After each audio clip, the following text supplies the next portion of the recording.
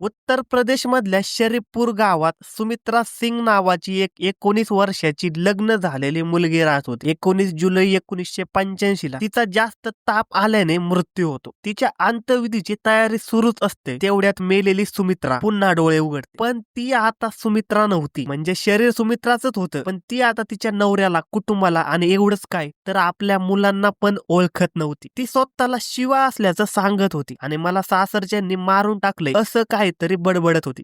तिथे उपस्थित प्रत्येक जण घाबरलेला होता. सुमित्रा पुन्हा जिवंत कशी झाली आणि ती स्वतःला शिवा का म्हणत होती ते कोणालाच कळत नव्हते. मग सगळ्यांना एकच प्रश्न सतावू लागला, हा तिचा पुनर्जन्म तर नव्हता? हिंदू संस्कृतीमध्ये पुनर्जन्म ही कॉन्सेप्ट प्राचीन काळापासून आहे, पण ही कॉन्सेप्ट कितपत खरी आहे किंवा खोटी आहे हे आजही वादविवादात आहे. भारताची पुनर्जन्माची अनेक प्रकरणं आढळतात आणि त्यातल्या अनेक स्टोरी खऱ्या सुद्धा सिद्ध झाल्या. म्हणजे पुनर्जन्म या कॉन्सेप्टला सायंटिफिकली प्रूव्ह करणं आता तरी शक्य नसलं तरी आजवर पुनर्जन्माची जी प्रकरणे समोर आली आहेत ती सायन्सला चॅलेंज करणारी ठरली आहे.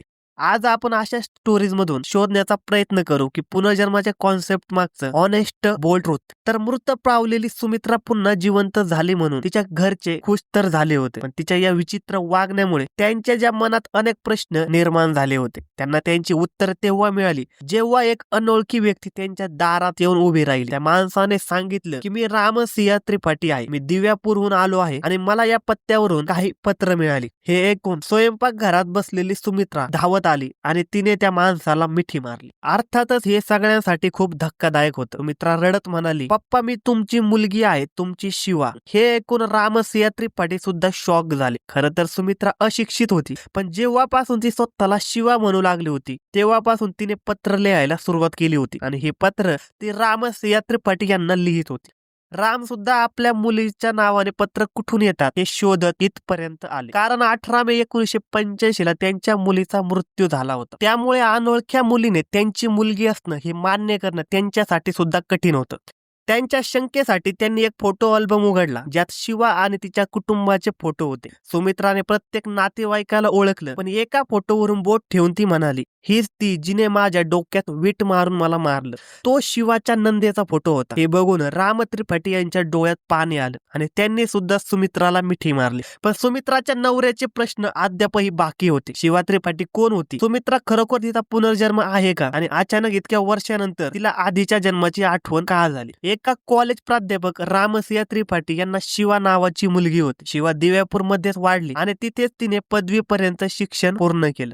तिचं लग्न झालं, पण लग्नानंतर लगेचच तिच्या सासरच्यांनी तिला हुंड्यासाठी त्रास द्यायला सुरुवात केली. तिला 2 मुले सुद्धा होती. त्यानंतर सुद्धा हे थांबलं नव्हतं. ती तिच्या मुलांसाठी हे सगळं सहन करत होती. पण एक दिवस अचानक 18 मे 1985 ला शिवा रेल्वे ट्रॅकवर मृत अवस्थेत सापडली असं सासरच्यांनी सांगितलं. तिने आत्महत्या केली, पण शिवाच्या डोक्यावर खोल जखम होती आणि काही लोकांनी तिच्या सासू आणि नंदेला तेथे रेल्वे ट्रॅकवर देखील पाहिलं होतं. तीच नणंद जी सुमित्रा म्हणत होती की जिने शिवाचा खून केला होता. पण पोलिसांनी जास्त तपास केला नाही आणि केस बंद केली आणि शिवाच्या मृत्यूचं खरं रहस्य तिच्या बरोबरच गेलं. सुमित्राच्या म्हणण्यावरून राम त्रिपाठी आणि त्यांच्या कुटुंबाने शिवाचा खटला पुन्हा उघडण्याचा प्रयत्न केला, पण पोलिसांनी त्यांचं काहीच ऐकलं नाही. पण लवकरच सुमित्राची ही अनोखी गोष्ट मीडियामध्ये पसरली. यामागचं सर्वात मोठं कारण होतं ते म्हणजे सुमित्राचं वय. सुमित्राचा जन्म 1968 मध्ये झाला होता, म्हणजे शिवाच्या जन्माच्या 4 वर्षांनी, आणि शिवा मेली तेव्हा सुमित्रा आधीच जिवंत होती. त्यामुळे हा पुनर्जन्म कसा असू शकतो यावर वादविवाद झाले. वेगवेगळे सिद्धांत मांडले गेले. कोणी म्हणाले की ही बुद्धबाधित प्रकरण आहे आणि कोणी म्हणाले की हा मानसिक रोग आहे, तर कोणी सुमित्रा आणि त्यांच्या कुटुंबाला फ्रॉड म्हटलं. पण प्रत्येक जण फक्त एकाच प्रश्नाचं उत्तर शोधत होता, हा खरोखर पुनर्जन्म होता की काहीतरी वेगळं? यासाठी फेब्रुवारी 1986 मध्ये प्रसिद्ध पुनर्जन्म संशोधक इयान स्टीव्हन्सन आणि त्यांचे कलिग सतोवन पसरीच्या यांच्या सोबत प्रकरणाची चौकशी सुरू केली.